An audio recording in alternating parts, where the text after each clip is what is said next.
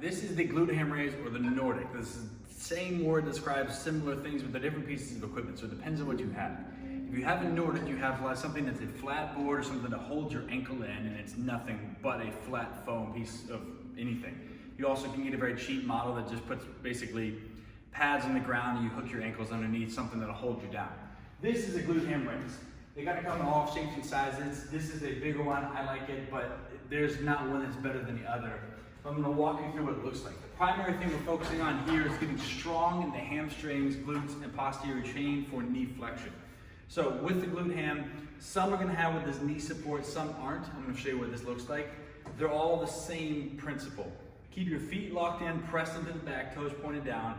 You're going to straighten the legs all the way out. So lock those legs, straighten all the way out, and then come back up. Now, a few things, if you have one of these setups, you can go here, you can add in the back extension, come back up. But two things you want to focus on are keeping the glutes engaged, keeping the core locked down, so when you lower forward, you're not arching the back really hard, and you're also not using a bunch of momentum letting your hips shoot back.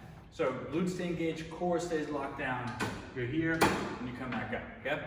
First step is to be able to do 10 in a row of that. Once you get to that point, you can start adding weight.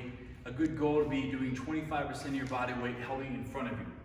Now, if you have a Nordic, the difference is that you don't have this pad. It makes the leverage a little bit harder. And so what you can do, and I'm gonna show you two things.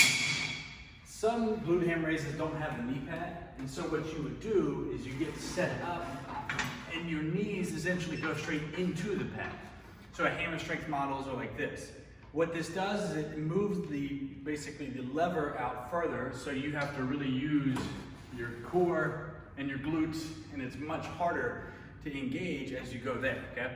So within that space, that doesn't make it more or less effective, it just makes it harder. And so what you want to focus on is being strong through that, so that as you get stronger, you can continue to level up the challenge.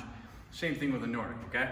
The goal is eventually one full Nordic with no support, and that's just going to the ground, and then eventually 10. Then you can start doing single leg variations, but for now, whether you have a glute ham raise or a Nordic, you want to get strong enough to be able to do 10 reps with your body weight. That's going to be huge. Get strength through the knees, the hamstrings to protect your knees.